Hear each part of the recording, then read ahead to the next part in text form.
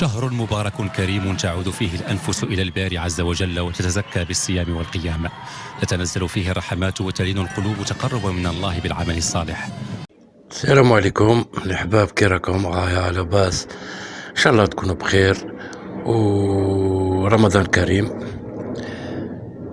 ليس من ديننا التفاخر بالصدقة ابتغاء رئاء الناس وتحصيل السمعة والثناء، بل إن ذلك مع الأخلاق العامة، وقد نهانا الله تعالى عن اتباع الصدقة بالتباهي والرياء لأنه يبطلها، كما جاءت في الآية: يا أيها الذين آمنوا لا تبطلوا صدقاتكم بالمن والأذى كالذي ينفق ماله رئاء الناس، سورة البقرة. خليكم في هذا الفيديو اللي هو إهانة للمراركة.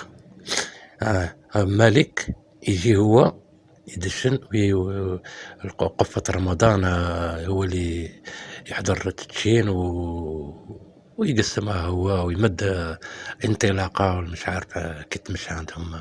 خليكم مع المهم، خليكم مع الفيديو.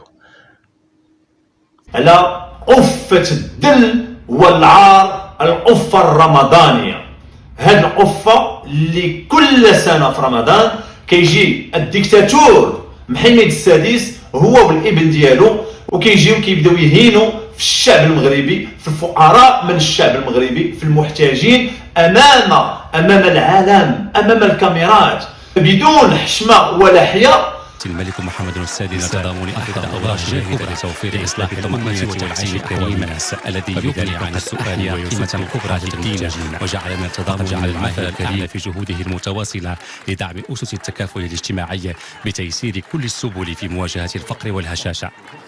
ويسارع صاحب الجلالة الملك محمد السادس نصره الله الخطى في فعل الخير والإعانة على فعله في مجتمع التراحم والدعم والعون والمساعدة والتضامن، تجسيدا لقيم التكافل بين فئات المجتمع وتعزيزا للتآزر.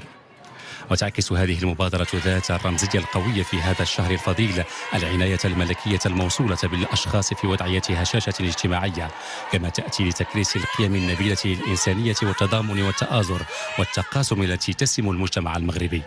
في ثاني أيام شهر رمضان الأبرك يشرف صاحب الجلالة الملك محمد السادس نصره الله مرفوقا بصاحب السمو الملكي ولي العهد الأمير مولاي الحسن بسيدي موسى بمقاطعة المريسة في سلا على إعطاء انطلاقة العملية الوطنية رمضان 1444 التي تنظمها مؤسسة محمد الخامس للتضامن بمناسبة شهر رمضان الأبرك، والتي